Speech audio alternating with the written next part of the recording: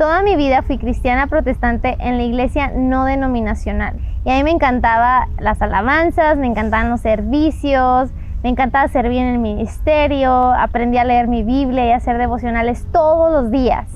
Tenía muchísimas amigas e incluso tuve el privilegio de dirigir un estudio bíblico en mi casa con los jóvenes de la iglesia.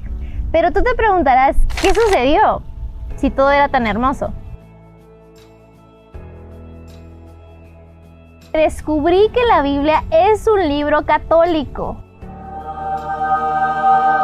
Hay que recordar que por los primeros siglos no existía el Nuevo Testamento como lo conocemos el día de hoy. Fue hasta el siglo III cuando el Papa San Dámaso I, un papa católico, decidió, después de varios concilios, los 27 libros que pertenecerían a nuestro Nuevo Testamento. Si confiamos en la decisión tan importante que tomó la Iglesia Católica por medio del Papa San Dámaso I, nuestro Nuevo Testamento, ¿por qué no confiamos en las demás doctrinas de la Iglesia Católica? La Iglesia Católica fue la encargada de recopilar todas las cartas y todos los libros que se habían escrito y ellos decidieron qué cartas sí y qué cartas no irían en el Nuevo Testamento. Con todo esto, yo me di cuenta que la Biblia es un libro católico, porque fue la Iglesia Católica quien decidió cómo sería el Nuevo Testamento. Fue un shock grandísimo conocer a Ignacio de Antioquía. Dice la Biblia en Hechos 11:26, fue en Antioquía donde los discípulos por primera vez recibieron el nombre de cristianos. Ignacio de Antioquía fue el discípulo de Juan, el discípulo amado. Conoció a Pablo y Pedro lo nombró obispo de Antioquía. Cuando investigué acerca de Ignacio de Antioquía, fue él quien le llamó a la iglesia de cristianos católica, que significa universal. Fue Ignacio de Antioquía quien le llamó a la presencia real de Cristo en el pan Eucaristía, que significa acción de gracias. Cuando yo descubrí que Ignacio de Antioquía, el discípulo de Juan, el discípulo amado de Jesús, había nombrado a la primera iglesia de cristianos católica y había nombrado al cuerpo de Cristo Eucaristía, fue un shock grandísimo porque me di cuenta que los primeros cristianos eran católicos. Cuando investigué más acerca de los primeros cristianos conocidos como los padres de la fe, me di cuenta que ellos creían firmemente en la presencia real de Cristo en el pan y el vino. Ellos no lo veían como un símbolo o como una representación. Ellos creían firmemente en el bautismo de infantes. Ellos también escribían y creían cosas maravillosas acerca de María, la madre de Jesús. Ahora, si estos primeros cristianos conocieron a los discípulos de Jesús, a Juan, a Pablo, a Pedro, ¿ellos estaban más ignorantes que los cristianos de hoy en día? ¿Será que ellos no entendían bien el Evangelio o la palabra de Dios? Me empecé a dar cuenta de la división que existe en el protestantismo. Existen muchas iglesias, una en cada esquina, que predican distinto con la misma Biblia.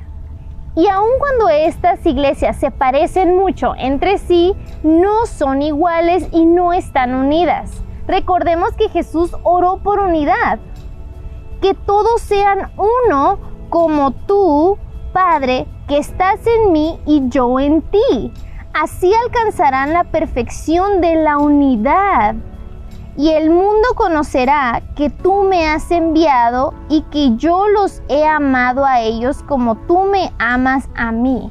Muchos pastores dicen que tuvieron el llamado de Dios para plantar una iglesia en una ciudad cuando ya hay muchísimas iglesias plantadas, como si no se pudieran unir para crear algo juntos. Ahora, ¿qué significa la unidad? Pablo dice: les ruego, hermanos, en nombre de Cristo Jesús, nuestro Señor, que se pongan todos de acuerdo y terminen con las divisiones, que encuentren un mismo modo de pensar y los mismos criterios.